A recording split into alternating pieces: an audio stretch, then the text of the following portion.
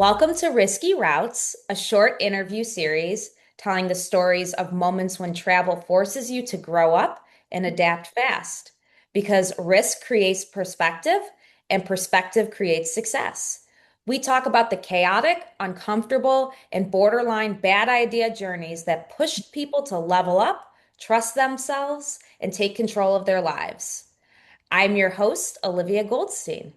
Today, I'm joined by Ellie Rusling, the CEO and co-founder of MicroEra Power, which is based in Rochester, New York.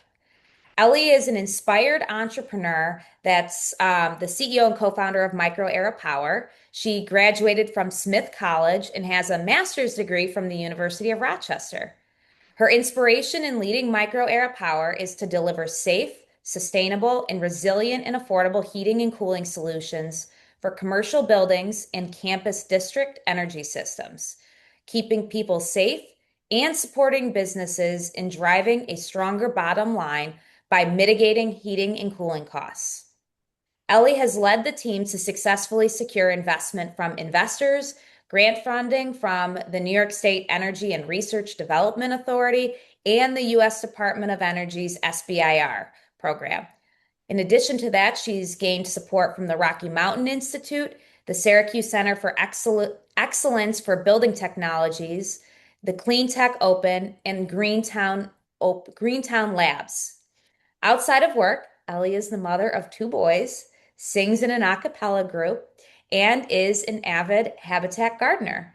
She plays sports and loves adventures and dining with friends, which is actually a great full circle way to bring up this story because I first heard this story when we were dining together in New York City. So, Ellie, thank you for joining me. I have to admit, before we start, you are in part the inspiration for this series because you shared this amazing story from when you were traveling in Colombia when you were in college that just absolutely captured my undivided attention at dinner. So would love it if you could share with me and this our audience this the story of your experience traveling in Colombia.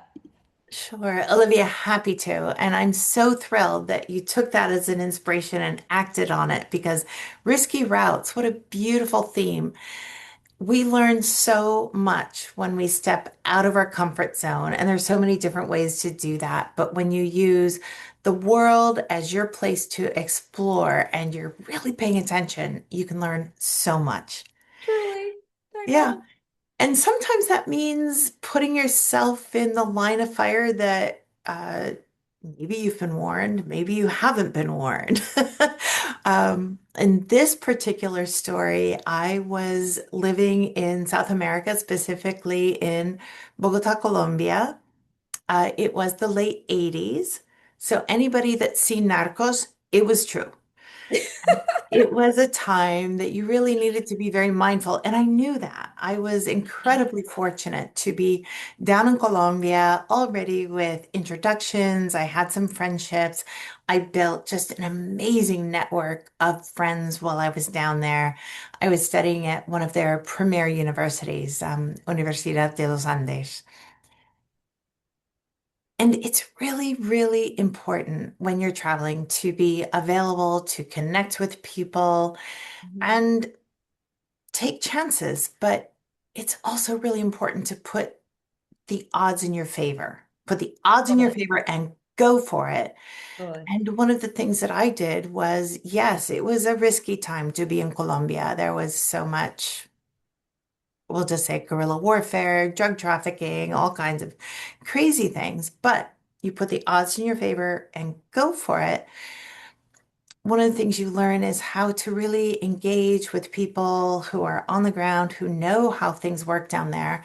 And my friends kept very good track of me. I was fortunate to have friends that said, "Oh, Ellie, you cannot live in this neighborhood." And they relocated me to a different neighborhood with other friends of theirs, then moved to a different and even better, safer neighborhood. And so things get better and better. Some of the other pieces that my friends gave me for managing risk while I was living in Bogota. was also insights when we were planning a night out with friends. Somehow their families had intel. There are road stops here, there's guerrilla activity Sure. here, there's all kinds of things. Don't go to this part of the city. This is where you can be tonight. Yeah. So that was great. One of the key pieces they armed me with was also information about how taxis worked in Mhm. Bogota at that time. Virgilio Barco, who had been a former president of Colombia, had this inspired peace plan for how to just calm things down in Colombia. And part of that was to release the political prisoners, so read between the lines, former guerrilla warriors Mm-hmm. from the jails where they had been captured, but he recognized the importance of integrating them into society. So here's the plan. Okay. Let's give them all um, money to make sure they have their driver's license, they can be trained, and a taxi. How great Right. is that? That way they can leave the jails, they can integrate with civilian life, all good. In a job, right? And Yeah. a job, perfect. Provide for themselves and their families.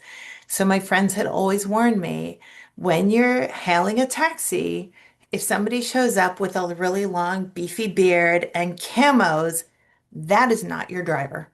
Say, oh, sorry, I'm not ready. Just Yeah. don't take that ride. Yeah. Easy, right? Good intel, right? Yeah. Yeah, good intel. So I'm like, okay. They also, with the fact that if you are ever in a situation, there were so many like kidnappings going on at that time. Code was open a car door and the police are to shoot if there's a moving vehicle with a door that's open. So that was another way to signal you're having trouble, you're in distress. So if the door is open, the police officer is can shoot the vehicle because they assume there's something going wrong, correct? Yeah, that was one of the signals for there's Okay. distress in this ride Yeah. because there's so many tricky things going on. Yeah. So armed with that information, I'm like, okay, I'm good to go. I'll take the bus. That's the best, safest way to get around Colombia. It's much less expensive. Everybody does it, and they have different levels of buses. So that's fine. But on one particular day, when I had to get downtown to my university, the executive buses weren't running. The regular buses weren't running. There was a citywide strike of all the bus drivers. And when you're an international student with no car, what are you going to do? You're going to be standing out on the curb along with everybody else in the world. Taxi, taxi. Mm-hmm. Okay, they're all full. They're all busy. Finally, a taxi comes along, and I'm like, I've got this. It's a guy with a scruffy beard and camos. I'm like, okay, that's fine. I've got this. So I Yep. get in the taxi and I'm fluent. I mean, Olivia, I had Yeah. already lived overseas in Spain. I'm so fluent. There's no question. There is no question when I'm saying something to somebody in Yes. Spanish, they've got it. Bueno. So I get it. I'm like, okay, think fast, Ellie. This is put the odds in your favor. Right. And I said, oh, I'm going straight down 7th Avenue, which is the main avenue, totally busy and occupied, to meet my friend, Juan Francisco. He's waiting for me at 72nd Street to pick him up. We're going to the university, Yep. blah, blah, blah. Clear directions. So clear. He's like, okay. And he pretends, and he then immediately starts off, heads to a very abandoned warehouse, awful part of town. And I told him, Senor, we're going down the 7th. We're meeting my friend Juan Yeah. Francisco at 72nd Street. And he pretended he didn't understand. Oh And he's no. going further and further afield from the main 7th Avenue into this very, like, just difficult warehouse area. And it's getting messier and messier. And I'm like, Senor. And he's pretending he doesn't understand. I'm like, done with this. He thought I didn't know. I knew. I opened that door, supported it Yes. with my foot. He's still driving. I'm bracing the door. It's open, and he knows what Yeah. that means. He's like, shit. And he starts swearing at me. Yeah. Now, being who I am, I threw $10 at him because I didn't want to leave without paying my fare. Idiot. And I skedaddled out the back of the taxi, going behind him, scurried into a warehouse, and it was like a car garage or something, Oh something. my And God. these workers looked at me so surprised, like, and they're Who like, are "What are you? you doing here?" And I managed to get out. I said, a terrorist taxi driver and attempted kidnapping. Those guys were so fast. They Oh, like God. closed the door, battened down the hatches, shuffled me to a totally different part of the building and out the front door to another place real fast before anything could happen.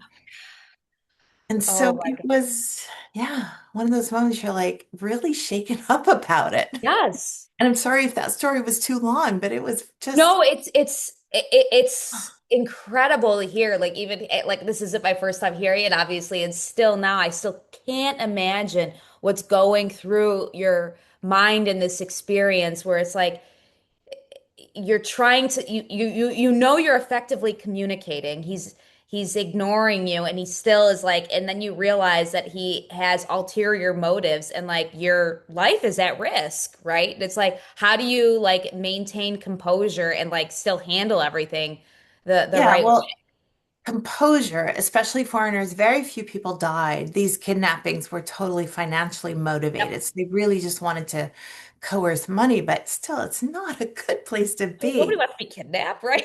But the Yeah. incredible lesson learned was, you know, venture forth, put the odds Yes. in your favor, go for it, know your environment, connect with people. The people who responded in that situation, Yeah. like that moment of distress, were so fabulous. They Yeah. like battened down those hatches, sealed the doors, moved me quickly to a different area, Totally. connected me with one of their cousins who owned a taxi. He came. I Yes. said, I have an exam at my university. I can't be late. He got me to my university in time for my exam, and people were so fabulous. And it You know, just drives I home. Put it out there, the world will respond, and you'll have the opportunity to return the favor 100 times over. I love that like ending like kind of theme, right? It's like you think about it, right? And it's community, right? And it's like there's always going to be bad actors out there, but they're like onesie twosies here and there.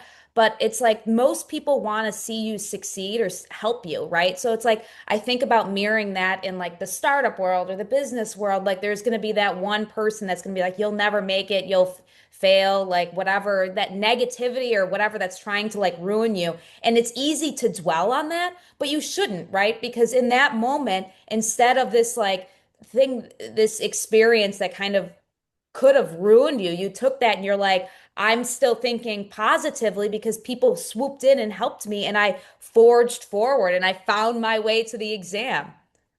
I love that. Pulled top grade in that class, by the way, just so I you know. know, I was going to ask you, how'd you do on the test? really well. Of course you did. Oh my God. Okay, I was ready.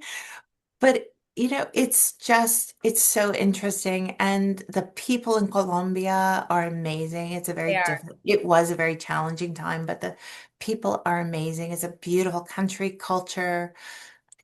I love It it. is. I took my first trip there last year and I went to Medellin. And it was oh so fun. It was Yeah, fun. Medellin was off limits when I was there in the 80s. Believe it. I believe it. Yeah.